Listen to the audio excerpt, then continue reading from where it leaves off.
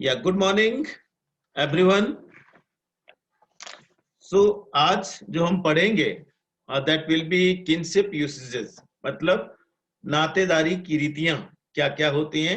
Rather जब नातेदारी की हम बात करते हैं, किनशिप की बात करते हैं, तो कौन कौन सी रीतियों को हम अमल में लाते हैं, रादर यूज में लाते हैं, वो आज के इंटरेक्शन का हमारा टॉपिक रहेगा। और उसमें जैसे कल तक हमने जो देखा था किनशिप इंडिया में, किनशिप इन इंडिया खास करके, तो इराप्ती कार्वे जी की जो थी क्लासिफिकेशन थी, इसमें इन्होंने 4 भागों में बांटा था किनशिप को, northern part, central part, southern और ईस्टर्न पार्ट। उसमें अलग अलग तरह से जो भी किनशिप की जो व्यवस्थाएं हैं उनको हमने देखने की कोशिश की थी। तो कुछ एक विद्वानों ने इसे कैसे रीतियों के रूप में कैसे कन्वर्ट किया जा सकता है, वो विद्वानों ने बात की है।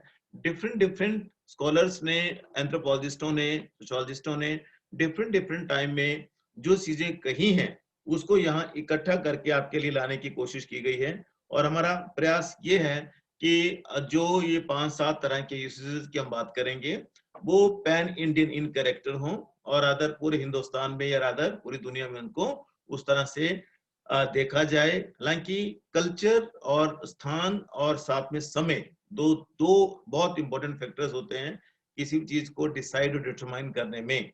And same will be the case with this one. तो इसमें भी जैसे केएम कपाड़िया का Hindu marriage family and kinship करके उनकी जो किताब है, और एक इन्होंने किनशिप रिलेशनशिप एमंग ट्राइबल्स करके जो है वो एक किताब सोशल एंथ्रोपोलॉजिस्टों ने लिखी है। और केएम कपाड़ी और पीएन प्रभु का हिंदू किनशिप सिस्टम जो है वो उसकी बात करते हैं। साथ में सीएच कुले ने यूरोप के जो वो थे किनशिप व्यवस्थाएं थी उसका अध्ययन किया, सीएच कुले ने। और उसके साथ इन्होंने जो रिकॉग्निशन है of kinship on the basis of blood as well as affinal relations, उसकी इन्होंने डिटेल में बात की। और कुछ और लोग हैं जिन्होंने ये कहा कि जो सिबलिंग्स होते हैं वो that works as a cement to this kinship system. Rather kinship व्यवस्था के लिए ये एक पूरा का पूरा एक इस तरह से काम करते हैं कि ये सीमेंट की तरह काम करता है। किनशिप जो वो है, जो टर्मिनोलॉजीज हैं, रादर ये जो किनशिप है उसके लिए इस तरह से काम करता है। तो दो तरह के इसमें हमने देखने की कोशिश की थी, क्लासिफिकेटरी में और एक था डिस्क्रिप्टिव में। क्लासिफिकेटरी क्लास की बात थी, जैसे हमने अंकल बोल दिया वो सबको बोलते थे, कई रिलेशन उसके रिलेशन की क्लास उसमें आती है। जबकि डिस्क्रिप्टिव में हमने देखा कि पापा जो हुआ तो वो पापा एक ही होगा, मम्मा एक ही होगा, माँ सी हो सकता है पर माँ नहीं हो सकती, वो माँ नहीं हो सकती। तो that will be our descriptive sort of kinship. तो इसी चीजों को ध्यान में रखते हुए कुछ एक जो यूसेजेस हैं रिलेशनशिप के वो निकल के हमारे सामने आते हैं। और उसमें सबसे पहला रिलेशनशिप है that is avoidance relationship. Avoidance है, जोकिंग है, टेक्नोनॉमी है, एमिनेट है, एवनकुलेट है और कुबेट है। ये 6 तरह की किनशिप जो यूसेजेस हैं, रीतियां हैं, वो हमें देखने को मिलेगी। सबसे पहला जो हम देखने की कोशिश करेंगे that will B avoidance. Avoidance बने परिहार संबंध, जिसको परिहार परिहार संबंध भी इसको हिंदी में कहा जाता है। अवॉइडेंस जैसे नाम से ही विदित है कि ये इसमें रिश्ते को अवॉइड करने की कोशिश की जाती है। अवॉइड करने की कोशिश क्यों की जाएगी? ताकि किसी भी तरह का जो प्रिस्क्राइब्ड ढांचा है समाज का, जिसको कि हम इंसेक्ट टैबूज भी कहते हैं, INCST TABOO टैबूज भी कहते हैं, वो कहीं ना कहीं वो डेवलप ना हो या उससे वो कहीं प्रभावित ना हो, इसकी इन्होंने बात की है।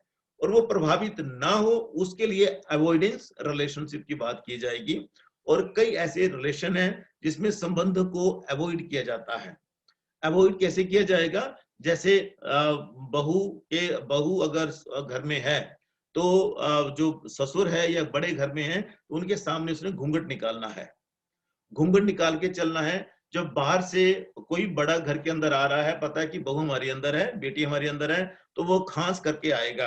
अब तो कॉल बेल का जमाना आ गया, तो कुंडी लगा के बैठते सब लोग, घंटी बजाएंगे तब जाके दरवाजा खुलेगा। परंतु पहले ऐसा नहीं था, दरवाजे नहीं होते थे घरों में, तो वो खांस के आएगा या बाहर से आवाज लगाएगा। जैसे हमारे इस चंबा के कल्चर में, आप लोगों के घर में भी, आप लोगों के गांव में भी होता होगा कि कोई घरे है, तो इससे जो घर में अंदर जितने भी बहुएं होती थी वो अलर्ट हो जाती थी कि कोई घर में बड़ा आदमी कोई आ गया है, तो वहां कोशिश की जाती थी कि वहां उसको जो है अवॉइड किया जाए। तो इसमें जो अति महत्वपूर्ण चीज जो है, इसमें रिलेशन क्या होता है, जैसे जेठ है, जेठ का बहू के सामने, या ससुर है उसका उसके बहू के सामने जेठ आ जाए, ससुर आ जाए, या उनसे पर्दा करना। और कोई ऐसे और भी कई ऐसी जगहें हैं, और कई मेट्रियर्कल सोसाइटीज में दामाद के सामने सास जो है वो बिल्कुल सामने नहीं आती है, नहीं आती है। आने की वजह क्योंकि सास जो है वो अजनबी, सास जो है सास के घर में जो दामाद है वो अजनबी है मेट्रियर्कल सोसाइटी में, क्योंकि वो कभी कभार आएगा, तो इसलिए उनके सामने वो नहीं आती है। और उसमें एक टाइलर ने जो कहने की कोशिश की है, टाइलर ने, एडविन टाइलर ने ये कहा है कि इस तरह का जो रिलेशन है अवॉइड करने की जो वजह है सबसे बड़ी, वो ये है कि कहीं उनमें कोई ऐसी इंटीमेसी ना डेवलप हो जो कि जो इंसेक्ट टैबूज होता है उसको प्रभावित करे, रादर किसी भी तरह का इंटरेक्शन उनके बीच में डेवलप हो सकता है। तो वो उसको रोकने के लिए, रोकने की भरसक प्रयास किया जाता है। और समाज जो है वो नई दुल्हन से लेकर, और कई केसेस में जो ट्रेडिशनल सोसाइटीज हैं उसमें तो मरने के कगार पे पहुंच जाएंगे, 50-60 ईयर की भी महिलाएं हो जाएंगी तब भी वो घूंघट डाल के ही चलती हैं। ऐसे एग्जाम्पल हमें अगर हमारे साथ में पड़ोसी जो हमारा जिला है कांगड़ा, उसमें इस चीजों को देखा जा सकता है। कांगड़ा में आज भी जो ट्रेडिशनल फैमिलीज हैं, जो पढ़ लिख गए आप लोगों की तरह हमारी तरह, उन फैमिलीज में नहीं, और जो ट्रेडिशनल फैमिलीज हैं उन ट्रेडिशनल फैमिली में आज भी जो महिलाएं हैं वो घूंघट निकाल कर ही चलती हैं, घूंघट निकाल कर ही आज की महिलाएं चलती हैं। तो वो अवॉइडेंस की वहां बात की जाती है। Then second one is joking relations. Joking relationship is just right opposite to avoidance relationship. उसमें रिश्ते को अवॉइड किया जाता है, यहाँ जोक, मजाक, हंसी मजाक पर आधारित ये, इसको परिहास संबंध कहते हैं। पहला परिहार था, परिहार, दूसरा परिहास। परिहास माने हंसी मजाक पर आधारित संबंध। और ये हंसी मजाक किसके साथ किया जाता है, ये समाज में मान्यता प्राप्त कुछ एक रिश्ते हैं जिन्हें समाज मान्यता देता है, और वो दोनों रिश्ते जो हैं वो एक दूसरे के साथ जैसा मर्जी मजाक करें वह बुरा नहीं माना जाता, क्योंकि उन रिश्तों में, उन रिश्तों की मधुरता, उन रिश्तों की मैच्योरिटी ही इस बात पर निर्भर करती है कि उनमें हंसी मजाक कितना होता है। जैसे हमारे समाज में इसमें जो है अब्यूज तक, गालियां तक, गाली मजाक को इतना, मतलब कुछ भी एक दूसरे को बोल दिया जाता है और वो बुरा उसको बिल्कुल भी नहीं मानते। जैसे जीजा साली का संबंध, और उसके बाद देवर भाभी का संबंध, ननंद भाभी का संबंध, और कई आज के टाइम में तो कई ऐसे भी हो गए हैं, अब बहन भाइयों का संबंध भी वैसे होने लग पड़ा है, हंसी मजाक का भी होने लगा है। पहले तो अलग तरह से होता था कि वहां अवॉइड किए जाते थे कई चीजें, परंतु आज जो है वो जो बच्चे हैं घर में वो भी उस तरह से, इस तरह से हंसी मजाक वाले संबंध को करते हैं। परंतु वो भाई बहन वाला अलग से संबंध है, वो इस कैटेगरी में हालांकि नहीं आएगा। इसमें क्या आएगा, जोकिंग रिलेशन जो है ये बताएगा कि संबंधों की इंटीमेसी कितनी है और उसका इनकैलकुलेशन ऑफ दैट रिलेशनशिप कितना है, वो वहां इसकी बात की जाएगी। और इसमें खास करके जो ये मामा भांजे का संबंध हो गया, देवर भाभी का संबंध हो गया, जीजा साली का संबंध हो गया, और साडू साडू का संबंध भी, वो भी हंसी मजाक के संबंध में जो है उसमें लिया जाता है। और कई ऐसी सिविल सोसाइटीज में भी और ट्राइबल सोसाइटी में भी कई तरह के संबंध जो वो रहते हैं। तो ये बिल्कुल ऑपोजिट है। और इसमें जो है जितना भी हंसी मजाक होता है उसमें अब्यूज, गाली मुआड़ी हम जिसको बोलते हैं, सेक्सुअल अब्यूज हम जिसको बोलते हैं, मुआड़ी जिसको कहते हैं हम, सेक्सुअल अब्यूज तक वो तक उनको बोल दिया जाता है और एक दूसरे को बिल्कुल बुरा नहीं मानते हैं। नंबर 3 है टेक्नोनॉमी। टेक्नोनॉमी को हिंदी में बोलते हैं माध्यमिक संबोधन। माध्यमिक संबोधन, इसमें डायरेक्ट किसी भी जो रिश्ते का नाम नहीं लिया जाता, और उसका नाम लेने के लिए क्या करना पड़ता है, हमें नाम लेने के लिए क्या करना पड़ेगा, किसी दूसरे को माध्यम बनाया जाएगा, दूसरे के नाम को, दूसरे रिश्ते को माध्यम बनाया जाता है। जैसे इसलिए इसको माध्यमिक संबोधन कहते हैं, थर्ड पार्टी के बीच में आती है। जैसे आपकी मम्मा जो है आपके पापा का नाम सीधा नहीं लेती, ले लेती हैं, हाँ भाई विंद्र कुमार क्या हाल है तेरा? My wife will never say like this. कभी नहीं बोले, वो क्या बोलेगी, यदु के पापा, यदु मेरे बेटे का निकनेम है। ठीक है, तो वो जो यदु है बीच में जो आएगा वो क्या हो जाएगा, वो क्या हो जाएगा, वो माध्यमिक, वो माध्यम बना रिश्ते को बोलने के लिए। ऐसा नहीं बोल सकते हाँ पतिदेव कैसे हैं, ऐसे भी नहीं बोल सकती। जानू कैसे हैं वो भी नहीं बोल सकती, क्योंकि बच्चों के अब बुढ़े हो गए हैं। तो ये what I mean to say कि in certain relation there is a provision of mediator, provision of mediator, जिसको कि हम माध्यमिक संबोधन तभी कहते हैं कि by using that mediator we are just indicating और इंटरेक्टिंग और using the relationship with that very person. जैसे ससुर का नाम भी नहीं लिया जाता, मतलब कई ऐसे रिलेशन हैं जिसमें डायरेक्ट जो है वो नाम नहीं लेते, और उसमें क्या किया जाता है, उसमें तीसरे व्यक्ति विशेष को जो है बीच में डाला जाता है और फिर उसका नाम लेकर फिर उनके रिश्ते को पुकारा जाता है।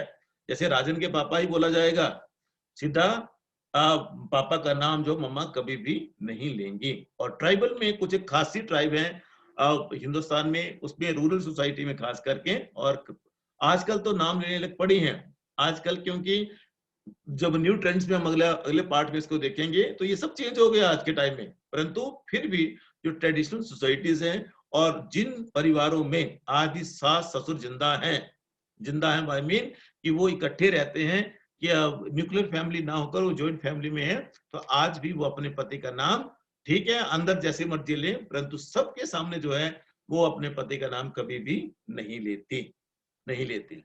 तो इसमें सिंपल शब्दों में क्या कहने की कोशिश की गई है, जो खासी ट्राइब है और कुछ एक रूरल सोसाइटीज है भारत में, जिसमें कि इस तरह की जो चीजें हैं वो बिल्कुल कही जाती हैं, और अलग अलग सोसाइटीज में अलग अलग तरह की चीजें जो है वो यहाँ देखने को मिलती हैं। टाइलर ने भारतीय समाज का भी अध्ययन किया है, और कल्चर इसमें इन्होंने कहा है कि बहुत इंपॉर्टेंट रोल प्ले करता है कि किस संस्कृति के हम भाग हैं। रादर मॉडर्न संस्कृति के अगर हैं, आधुनिक संस्कृति के हम लोग हैं, तो आधुनिक संस्कृति में नाम लेना जो है वो बुरा नहीं माना जाता। और ऐसा नहीं है कि ट्रेडिशनल सोसाइटीज की महिलाएं भी नाम नहीं लेती हैं, वो भी इन केस ऑफ इमरजेंसी अपने पति का नाम लेंगी और लेती हैं, और उनको लेना भी चाहिए, और वो सारे के सारे इस तरह से चलता है। और नंबर 4 है, उसको बोलते हैं एबुनकुलेट। एबुनकुलेट होता है, इसमें बोलते हैं मातुल्य। इसमें क्या हो जाएगा, special relationship that persist in some societies between man and his mother's brother बने मामा, मातुल्य, माँ के बराबर, मातुल्य। कुछ समाज ऐसे हैं जिसमें माँ के बराबर का जो मातुल्य मैंने मामा है, उस संबंध को बहुत ज्यादा इंपॉर्टेंस दी जाती है। और ऐसे संबंध पर आधारित समाजों को में जो किनशिप व्यवस्था चलती है उसे हम एबुनकुलेट कहते हैं, AVUNCULATE, एबुनकुलेट कहते हैं। और इसमें मैटरन अंकल जो है वो अपने भांजे की लाइफ में और भांजी के लाइफ में बहुत बड़ा रोल प्ले करता है। और जैसे पापा का रोल, बाप का रोल जो है वो वहां मामा ही करता है। और ये खास करके कहाँ होगा, ये खास करके मैट्रियार्कल सोसाइटीज में देखने को मिलता है।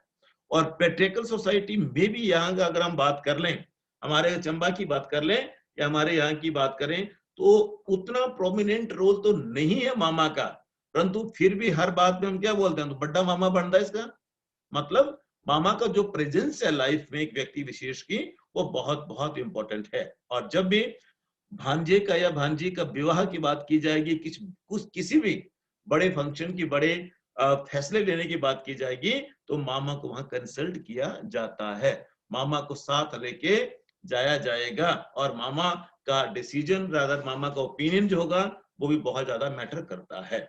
और आपने विवाह में भी देखा होगा, मामा जो है भांजा भांजी के सर पे कटारी पकड़ेगा चंबा कल्चर के मुताबिक, और उसके बाद विदाई भी, ब्याह जो है वो मम्मी पापा करवाएंगे, परंतु देखना इंपॉर्टेंस कितने इस रिश्ते की, विदाई जो कराएगा वो मामा करवाएगा, विदाई मामा करवाएगा।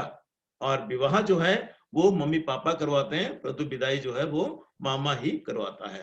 तो इस कहने का मतलब क्या हो गया, ये एबुनकुलेट सिस्टम है, और एबुनकुलेट सिस्टम के चलते सारी चीजें जो है वो घटित होती हैं। तो ये सारा का सारा ये चौथा पॉइंट था। और पांचवें पॉइंट पे हम सीधा अगर हम आएंगे तो पांचवा पॉइंट रहेगा हमारा एमिटेट। अब यहाँ क्या था, यहाँ मातुल्य था और यहाँ पितुल्य होगा। पितुल्य, पितुल्य मैंने पिता के समान। आप पिता के बराबर कौन होता है? जैसे माँ के बराबर वहां होगा मामा, और पिता के मतलब पिता के बराबर कौन होगी? बुआ, बूजी हम जिसको बोलते हैं।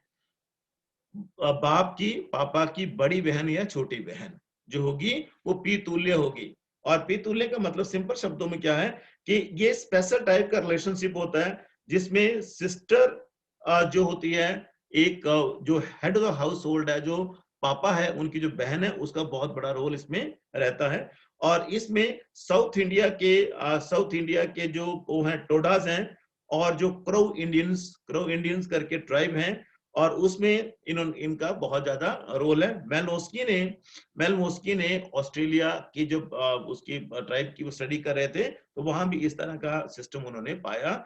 और इस सिस्टम में अति महत्वपूर्ण चीज क्या होती है कि पिता की जगह बुआ जो होती है बच्चे की, वो बहुत बड़ा रोल प्ले करती है, बहुत बड़ा रोल प्ले करती है। आई मीन परिवार के सारे फैसले वो लेती है, और उसको ये लगता है कि ये मेरे भाई की प्रॉपर्टी है, चाहे वो बेटा है चाहे बेटी है या रादर कुछ और है, तो इसलिए मुझे सारे के सारे फैसले इसके लिए लेने हैं, और फैसले लेती है। फैसले लेने का अधिकार देने वाले ऐसी व्यवस्था को हम कहते हैं एमिटेट। और अंतिम रहेगा कुवेट, COUVADE। कुवेट को प्रसूति भी कहते हैं, प्रसूति पीड़ा करके, प्रसूति काष्टक ऐसा करके वो शब्द है, बड़ा टिपिकल से हिंदी में शब्द है। आई डोंट नो कि कैसे इसको प्रोनाउंसिएट करेंगे। इसमें क्या होता है कि ये खास करके खासी और टोडा ट्राइब है हिंदुस्तान की, उसमें, और करीब करके ट्राइब है साउथ अफ्रीका की, उसमें इसको देखा जाता है। उसको मतलब प्रैक्टिस है इसकी, इसको यूज किया जाता है।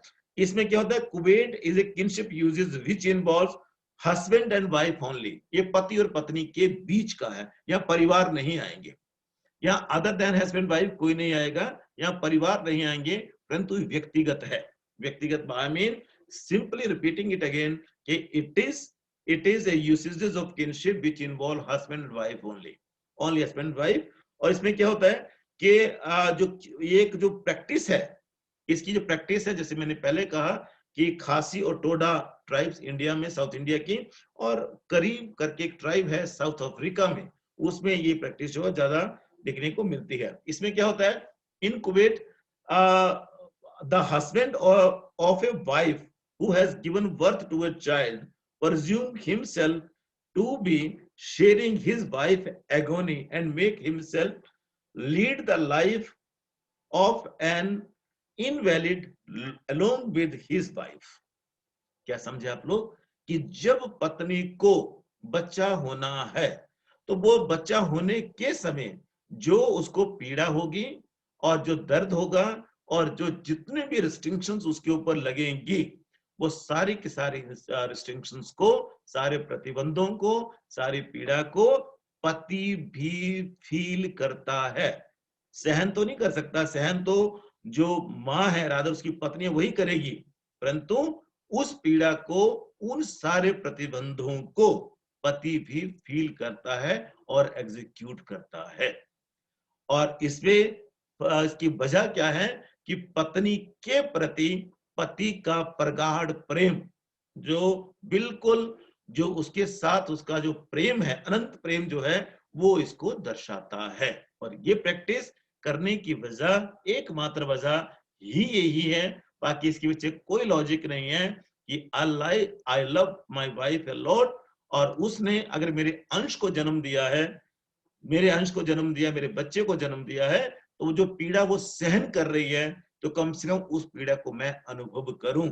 और वो सारे रिस्ट्रिक्शंस, 21 दिन तक बिस्तर में पड़े रहना और सारा वही खाना खाना जो उसको मिलेगा, जो पत्नी को मिलेगा, वो सारा का सारा वो करना, इस तरह से उसको बताता है। और इसमें जो सिक डाइट है उसको ऑब्जर्व किया जाता है। और खासी हस्बैंड जो है, और खास करके खासी हस्बैंड, तो खासी ट्राइब में जो है वो पति नाला भी क्रॉस नहीं करता, कपड़े भी नहीं धोता, कपड़े भी नहीं धोएगा, नाला भी क्रॉस नहीं करेगा, क्योंकि उसको लगता है कि अगर नाला क्रॉस किया तो बुरी आत्माएं जो हैं वो मेरे साथ आएंगी और मेरे बच्चे को फिर वो और मेरी पत्नी को बीमार कर देंगी।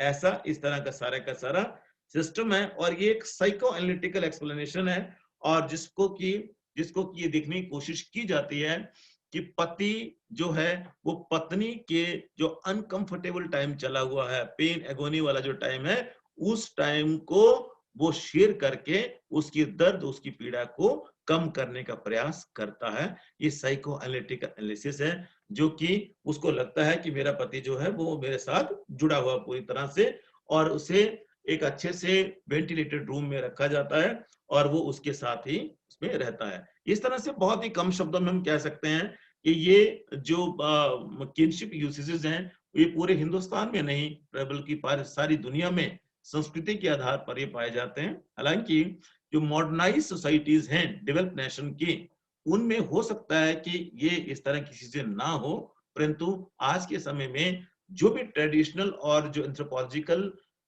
जो रादर जो प्रिमिटिव सोसाइटीज हैं उनमें आज भी कहीं ना कहीं इस तरह के जो यूसेजेस के जो अंश है वो कहीं ना कहीं हमें देखने को मिलते हैं। और इसमें इसी के आधार पर एक परिवार का जो स्टेटस है वो भी डिटरमाइन होता है कि वो कितना शुद्ध रहता है।